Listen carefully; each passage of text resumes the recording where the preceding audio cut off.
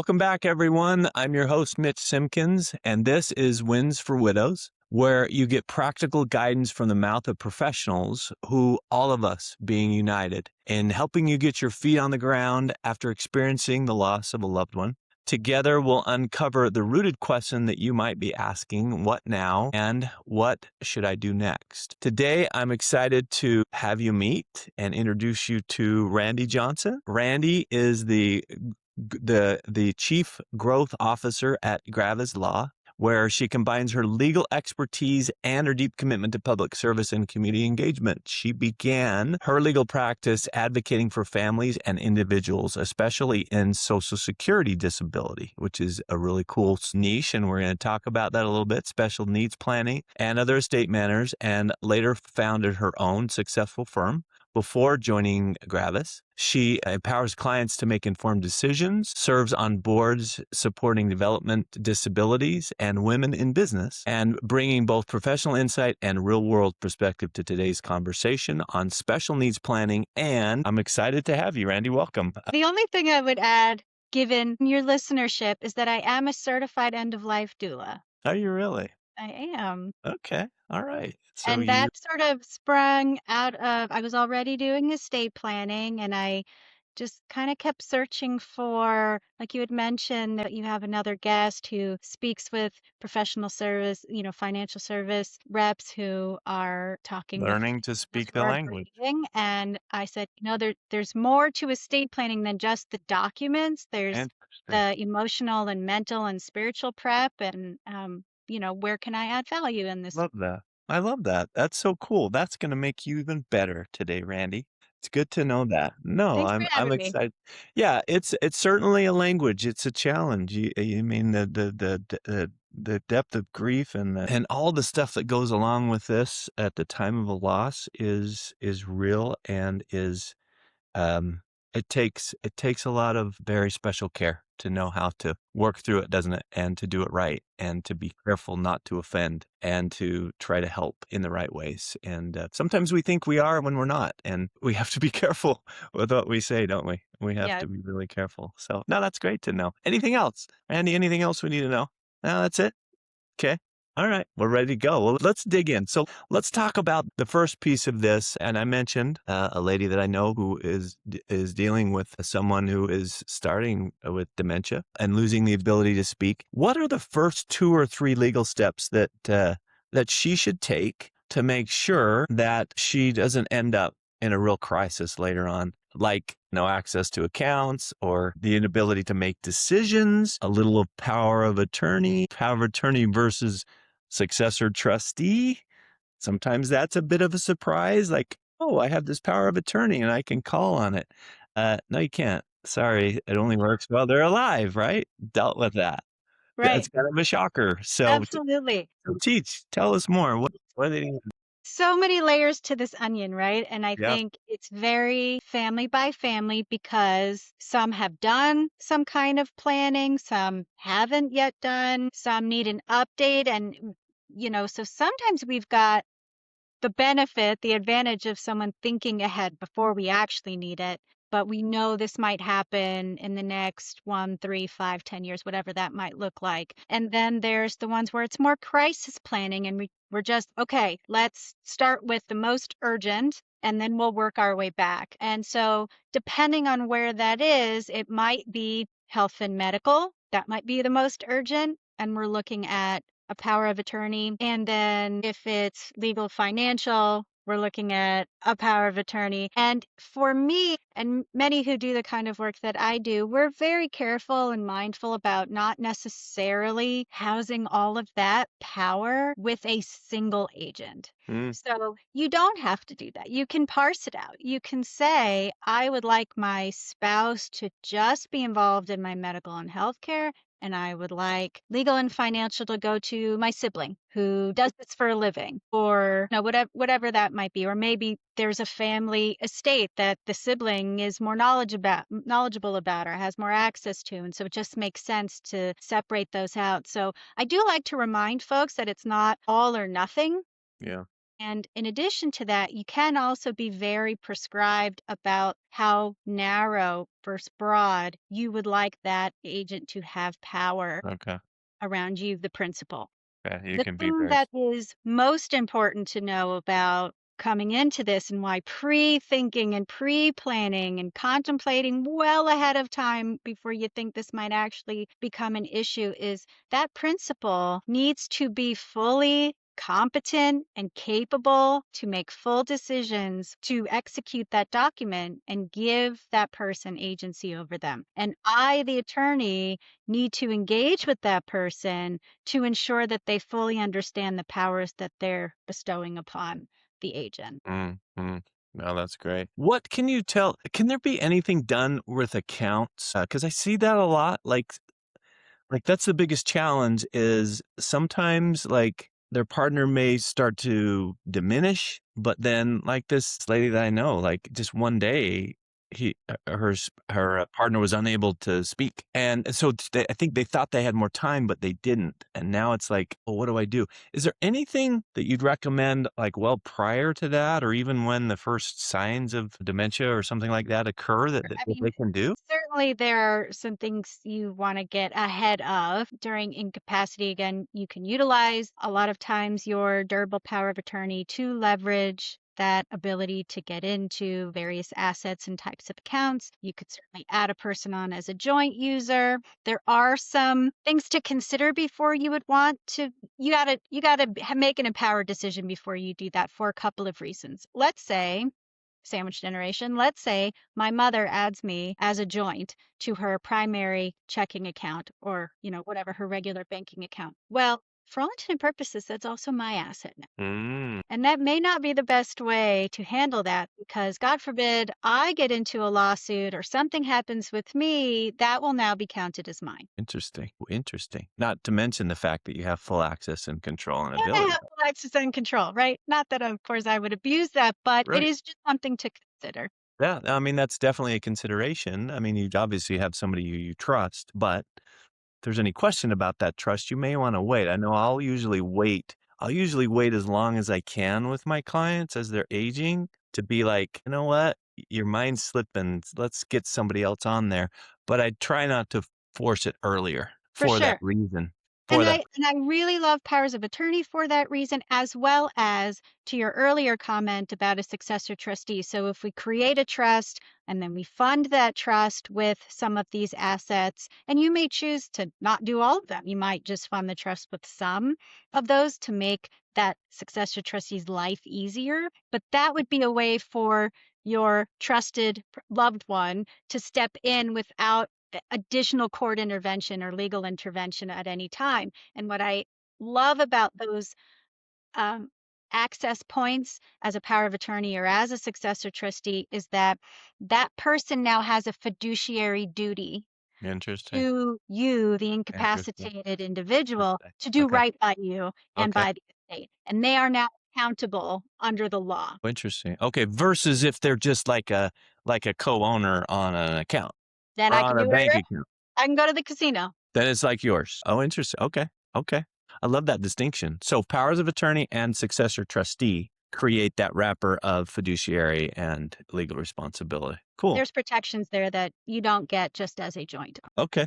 Awesome. Awesome. So we've kind of alluded to sandwich generation. What does a well-designed estate plan look like for someone in that position? So they're really not forced to like spend their own savings or sell or pay down their own house or something to take care of their parents' care. Yeah. So What does that look like? multi-generational planning is what we're seeing more and more of, and not just for families that have lots of discretionary income and lots of wealth. This is just, everyday people doing the things because we're living longer and we also have kiddos or a spouse with a need or whatever that might look like. And when I sit down with the person in the sandwich, I want to know the multi generations, and it might be grandparents need to come in too. Let's talk about how what they have or don't have affects or impacts the first client and then on down the line. And there are a lot of factors we want to think about and be mindful of. And it could just be timing, it could be taxation, it could be access to Medicaid,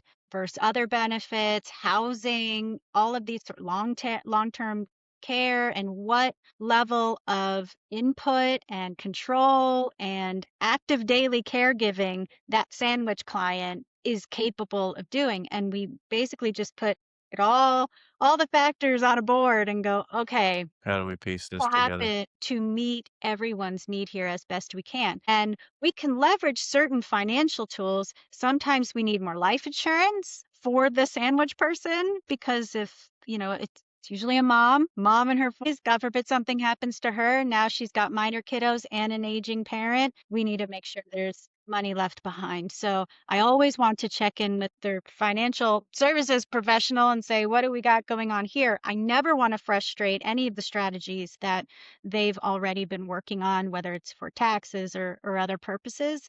So I want to make sure that my legal documents design is aligned with the financial strategies presently or in an emergency situation, long term in retirement, because that person might not be retiring for 1 or 2 if they're married. It might be for 3 if they have a dependent child who won't ever leave the house. That's a different conversation. And finding out what sort of government and other resources that adult dependent at some point might be eligible for and how that might offset some of their own financial burdens. So there's just a lot. That's not a quick design. No, that's a lot, and I know I get a lot of questions about that. Like, how do I help maximize the government assistance that can come? Any Yeah. any quick advice to that for the Ooh, sandwich? quick advice? Absolutely not. It does take a lot of forethought and planning to make sure that what tools and designs you put in place for your estate planning and financial planning does not frustrate that person's eligibility for a Social Right. Security benefit or Yeah. a Medicaid benefit or a Yeah. housing benefit, because you want to be able to maximize those things. That's why they exist. Yeah. It's not to bankrupt mom and dad or grandma and grandpa or the guardian or conservator. Right, right, and there's certain time restrictions, certain things that have to occur in different places, and I think they're different by state, right? There Does are different states have some Social different rules? Security is a federal program. There are some additional limitations, and Medicaid, are there Medicaid differences by state, or is it pretty much a it is federal laws that federally a apply? federal thing. There are some instances where there's a state overlap, and it's usually based on how much the state chooses to contribute to the program as well. So I see. the Okay. the benefit or the advantage may be a little more or less depending Or on where you. different based on different states. Okay. Okay. So let's get into the area that I know you spent a lot of time with disability. Again, I've had clients that have had this with special needs trusts, conservatorships, and micro boards. I don't know that I've ever heard that. You're going to have to teach me what that is. Cool. How do they work? How do they work together to protect that child's benefit and provide long-term care support? Absolutely. So, typically we've got parents who are serving as those caregivers for our children with special need. As they age into adulthood, so do mom and dad age, and we have to start thinking beyond my lifetime. Yeah, yeah, The statistics show that at some point that adult child with disabilities, if parents and caregivers have not pre-planned, statistics show that there is a high percentage of those individuals that become homeless or displaced or lose eligibility for benefits, and it's simply because we didn't think about it, right? yeah. There's a lot of hope and prayer that I, as a parent, will outlive that child with disabilities, or that their Doesn't always happen. sibling's gonna take that place, or I don't know. Sometimes it's a hard conversation to sit down and really want to think through for a lot of families. It's hard, it feels bad, you don't wanna think about it, so we don't think about it. Yeah. But I have received many a Monday morning distraught phone call from a 50-year-old brother who calls and says, "Hey, mom and dad passed. I have a sister with Down syndrome. She's 50. They Mm, have left her money. They've left her $500,000, whatever they left. And consequently, she's been kicked out of all of her resources and eligibility. And oh my goodness, what do we do?" okay. with had I the opportunity to have met with mom and dad prior to their passing, we could have protected all of that money in a special needs trust or done some other kinds of design here. We could have made sure that a brother had the appropriate guardianship and conservatorship to continue on in decision Mm, making as well. mhm. And now brother's You're right. frantic. He's got his own family and he's 3 states away and he's got a sister and he doesn't know what to do with her. It's all fixable. That's the good news, but it takes time. It's very frustrating to the individual and their families, and oftentimes wastes a lot of that money that we could have saved for Yeah. them. Yeah. What's a micro board? I'm familiar with the special needs trust where you have to just make sure that there's language within the trust, right, that helps to separate the money and so that it doesn't create that inability to gather a government program. And I leave that to all the wise attorneys that build that and know all that stuff. But a micro board, what is Okay, it? Just it's a teeny very board? something. Yes, Like it's a gaining teeny little momentum. board. It's a teeny little board. It really is. Okay. That's it. There it is. It stands for the concept that it takes a village, right? And when I have an individual with special needs, especially as an adult, they have a life to live, right? And we want it to be as good a life, the highest quality of living as we possibly can offer them. And as mom and dad age, that might be a really tough challenge for them because they're also taking care of themselves or Mm, each other. mm. And so the microboard says, actually, it doesn't just need to be one person or mom and dad. It can be a village. We can Interesting. choose, maybe it's a pastor, maybe it's a physical therapist, maybe it's someone from the community center that the individual visits and has community with and ties Mm, to. mm. Maybe it's someone from the medical profession, but it's people, maybe other people in the family, and it's just So it is 3 a to 5 to board. 7 people. Yeah, It's who a come board. Is it a together. legal entity or It is it is a an legal entity. Yes. that you build within the trust? It exists outside, so we create a Its own nonprofit gig. org and an operating agreement. It is generally volunteer led. Is it a Uh, business? yeah, like a nonprofit, right? It's not generating income. Yeah, yeah, yeah, but it And has our that board entity. members, There's an yes, entity yes, structure it has to an it. entity. Yes. Interesting. Okay. And as appropriate, sometimes the individual also is on the board as a self advocate. Huh. And we get together and we say, hey, how's John doing? What are John's needs? Do we want to spend the money here? Are we investing wisely? Are we making good decisions? And now it's not just one person's Interesting. responsibility. We're Interesting. sharing it as a Okay. village. Interesting. Okay.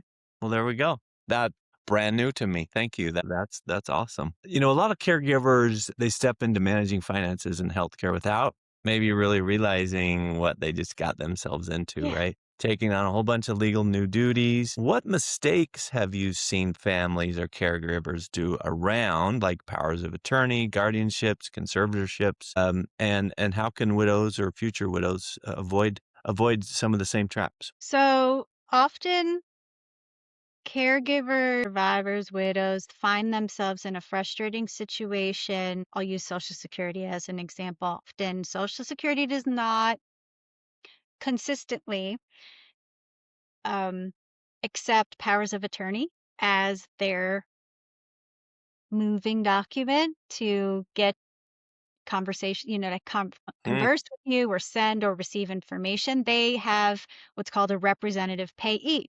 And if you didn't also go through the process to be named as the person or the estate's representative payee, they will not talk to you. You can do something else with your power of attorney paperwork. They do not. wow. Okay. They just don't accept it? Most of the time, no.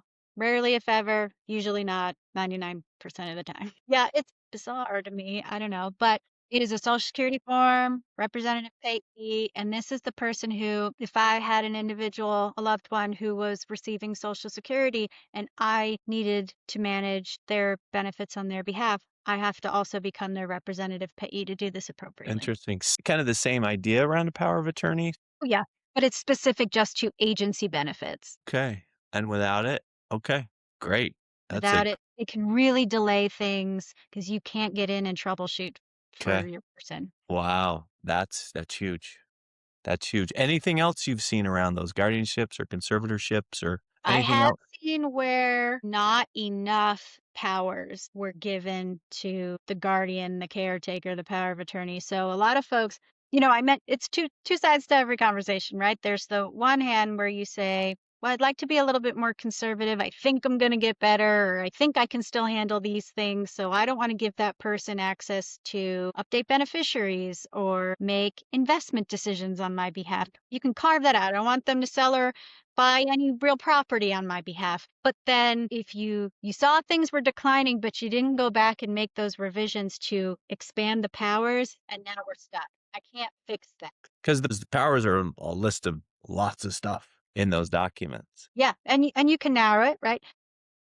I Mm, guess I should say I can't fix it. You can pretty much fix anything. It's just that it's delays, it's additional costs because now I have to go to the court and prove why we should override the person's intention because as a public policy, we don't really want to take rights away from yeah, people yeah, yeah. willy-nilly, right? So it becomes a big deal, and it should be a big deal. But if you got ahead of that and had conversations ahead of time, You would have the avoided that. So that's probate, right? That triggers probate. If you're needing to do something with a piece of property and you're named, but it doesn't give you the authority, you're going to the courts to right. probate to get If access. if you that probate proceeding is only applicable after someone has passed. Up until then, it's not a probate proceeding. And the whole purpose of a probate proceeding is to oversee the process of transferring title to assets because your signature is no longer there and we don't have you to vouch for the person who's saying, well, this belongs to me now. So we want to make sure that those things are happening fairly, equitably, legally. And so that's why the probate court exists. Mm. There are some ways to avoid those with some pre-planning. If you don't do any pre-planning, we're going to court. Yeah, and that's the hard part, right? Sometimes people think that they have longer than they do. Yes.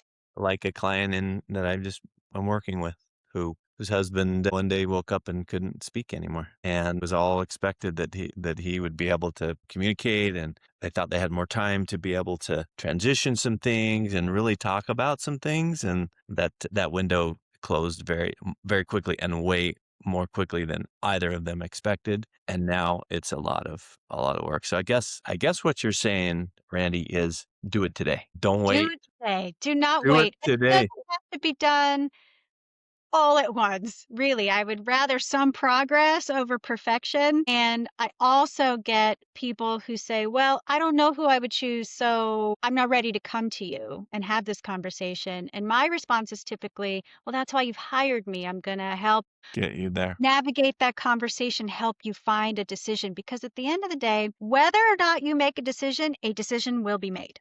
Yeah. Yeah. And you/your loved ones may not like that. Well, is it because we just don't like these conversations? No, we hate it. They just feel really yucky, so we avoid it? Is that why we wait so long? I think there's fear factor. Believe it or not, I get a lot of clients who come in with a fear that once they have a will signed, they're like they're going to die. It's like a superstition. Well, if we talk about it a lot, it's going to Mm, happen. It's not a thing. really the case. And the fear is really real, big feelings, and so we have to work through that and Yeah, say, yeah. we They're take hard out conversations. right, They're hard conversations. I mean, I do this for a living, and this is my jam, and, a couple of weeks ago, I said to my wife, "Hey, look, I gotta practice what I preach," and you know what the first thing she said? "Do you think you're gonna be dying soon?" right, Her first comment, "Are you feeling like you're gonna die?" I'm like, "I'm not feeling like, but I could. I right. could drive to work tomorrow and get hit by a bus." You know what I mean? I don't know, and neither do you. And because this is what I do for a living, and I talk to people about it every day, all day, we need to have our ducks in a row. And so, but yeah, it's difficult, and they're awkward conversations, and Yes. maybe that's why And it people also, float it off. we end up having really intimate conversation. A lot of people's pasts and other traumas do come out in these conversations when we're searching for, when I have families that have young children and we say, okay, well, if mom and dad are gone, who's going to raise this 3-year-old if this happened tomorrow. Yeah. We end up in a long conversation why maybe their own parents are not appropriate. And that can be hard because you have to revisit some of those hurt. Yeah, that's true. That can bring back a lot. But wow, so important. Unfortunately, I've been on the other side of seeing it not done, which brings me to my space. Why I love what I do is because I've seen it, and I've seen it in the face of many who have been like, "Oh no, whew, waited too long." But I get the reason why we don't.